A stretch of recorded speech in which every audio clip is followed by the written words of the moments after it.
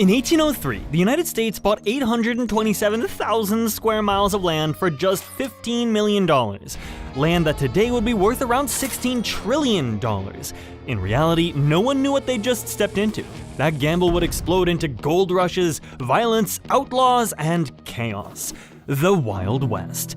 And it all began with one decision made by the third president of the United States, Thomas Jefferson. He needed answers fast, so he hired two guys to walk across the entire continent and map everything. Their names were Lewis and Clark, and they were both Army captains. They headed west in 1804 with one mission: figure out what America just bought and somehow not die trying. They took a Native American woman called Sacagawea. She guided them through lands her people had lived in for thousands of years. We're supposed to walk to the Pacific Ocean? Through completely unknown territory. With no backup? Pretty much. And if we get lost? You guys realize I actually know where we're going, right? 2 years later, Lewis and Clark made it back alive with incredible news. The land was packed with rivers, mountains, and endless forests. Plus, millions of Native Americans already called it home. But here's where things got interesting. Lewis and Clark told everyone about all the animals out west. Tons of beavers, and beaver fur was super valuable back then. People paid big money for beaver hats.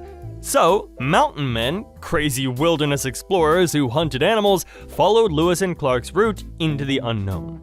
These fur trappers lived like wild hermits, hunting beavers and selling their pelts to make a fortune. Other people found out about this and wanted to make their fortune too, so families started loading up covered wagons and heading west on the Oregon Trail. A 2,000-mile journey that took 6 months and was super dangerous. But little did they know, they were about to find something far more valuable than beaver fur. Within months, America went absolutely bonkers. It all started in 1848 when a carpenter called James Marshall spotted something shiny in a river. When he bent down to pick it up, he realized what it was. It was gold. He tried keeping it a secret, but word leaked out faster than water through a broken dam. The biggest migration in American history had just begun. Lots of people wanted to find their own gold, and a little village called San Francisco exploded from 500 people to almost 100,000 in just 5 years. Ships arrived so fast that captains abandoned them in the harbor and ran off to dig for gold. The bay filled with empty ghost ships. Meanwhile, check out this map. America kept getting bigger. The Mexican-American War ended in 1848, and suddenly the United States owned California, Nevada, Utah, and chunks of other future states. The Treaty of Guadalupe Hidalgo, a peace deal between America and Mexico, made it official. So there's gold just lying around in California streams? Nuggets the size of chicken eggs. How do we get there? Ship around South America. 6 months. Or walk across the desert, 4 months if we don't die. About 300,000 people raced to California chasing gold fever. Entire towns emptied out. Doctors left their patients, families sold everything they owned. Then came the speed revolution. The Pony Express, a mail delivery system using horses, and riders could carry letters from Missouri to California in just 10 days. 10 days! That was like magic compared to the months it used to take. Next, telegraph wires started stretching across the continent. These were special metal wires that could send messages using electricity. Now people could send messages in seconds. Then railroad crews began hammering tracks, racing to connect the coasts. By 1869, they met in the middle and hammered a golden spike, a special nail made of gold, to celebrate joining the railroad. A journey that once took 6 months of walking would become a comfortable week-long train ride. But all this progress came with tragedy. Native American tribes watched millions of strangers flood into their ancient homelands. Buffalo herds that had roamed for thousands of years suddenly faced organized slaughter. Then came the cowboys and the outlaws. Railroads were spreading everywhere, and someone figured out how to turn smelly Texas cows into mountains of cash. Cowboys weren't fancy gunslingers like you see in the movies, they were regular guys who got paid to move huge herds of cattle, that's just another word for cows, across hundreds of miles of dangerous land. Their job was to keep the animals alive and get them to the railroad so they could be shipped across the country. After the Civil War, a big war between northern and southern American states, beef prices went crazy. A cow worth $20 in Texas could sell for $200 up north in Chicago. Somebody had to get those cows there. So cowboys loaded up herds of 2,000 cattle and started the longest, most dangerous road trips in history. They followed routes like the Chisholm Trail, a 800-mile path from Texas to Kansas where the railroads waited. Imagine babysitting 2,000 stubborn cows for 3 months straight. One lightning strike could spook them into the stampede that killed everyone. River crossings meant some cows might drown, and the whole time you're sleeping on dirt and eating beans. How long till we reach the railroad? 3 more months? If we're lucky. What if the cows stampede? Hope your horse is faster. I should have stayed on the farm. Meanwhile, outlaws were having a blast robbing everything. Jesse James and his gang knocked over banks like they were toy stores. Billy the Kid, a gunfighter, racked up a huge body count before he turned 21. The Dalton brothers tried robbing 2 banks in the same town at the same time. Spoiler alert, it didn't work. Lawmen like Wyatt Earp and Doc Holliday chased these bad guys across the West. They became famous not because they were heroes, but because they survived when everyone else died.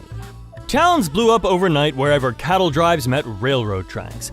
Looky here at this map.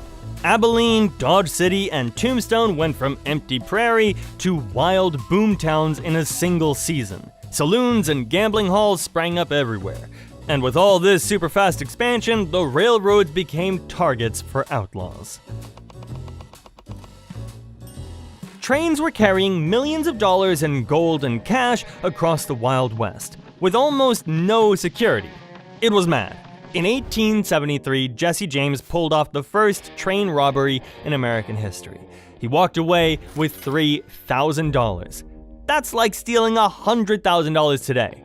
Every outlaw in the West suddenly had the same idea. The most successful train robbers were Butch Cassidy and the Sundance Kid.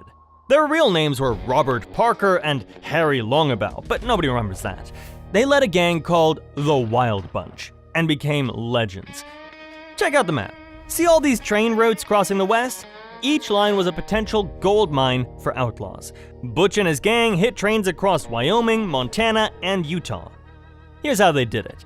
The outlaws would block the tracks with logs or rocks. When the train stopped, they'd climb aboard waving guns. Then they had fun blowing open the safes with dynamite. How much dynamite should we use? Just a little. We want to open the safe, not blow up the train. Got it. A little dynamite. I said a little! That was a little! Sometimes they used a little too much dynamite and money went flying all over the place. Other times they'd threaten the engineer, the guy driving the train, until he opened everything. After grabbing the cash, they'd escape on horses waiting nearby. The gang would split up and meet later to divide the loot. But the Pinkerton Detective Agency, a private police force hired by the railroads, was hunting them down. Wanted posters offered huge rewards, $4,000 for Butch Cassidy, dead or alive. Train companies started adding guards, safes got tougher, and telegraph warnings spread faster than horses could run. The easy days were ending. Most famous train robbers ended up shot or captured, but Butch Cassidy and the Sundance Kid managed to escape to South America. To this day, people still don't know how they got away. Meanwhile, the Wild West was about to become pure entertainment. Buffalo Bill Cody, a former scout and buffalo hunter, turned frontier history into the biggest circus on earth. His Wild West shows packed stadiums from New York to London. Real cowboys performed rope tricks, actual Native American chiefs rode horses, Annie Oakley, a sharpshooter who could shoot better than any man, blasted playing cards in half with her shotgun. The irony was perfect. Just as the real Wild West died, Buffalo Bill was recreating it with fake cattle drives and pretend gunfights for cheering crowds. Meanwhile, the biggest land grab in American history was about to happen in a single day. The government had set aside Oklahoma Territory for Native Americans, but then decided to open 2 million acres for white settlers. April 22nd, 1889, the Oklahoma Land Run. 50,000 people lined up at the border like runners at a starting line. Families in wagons, men on horseback, women clutching papers, all waiting for the gunshot that would start the race.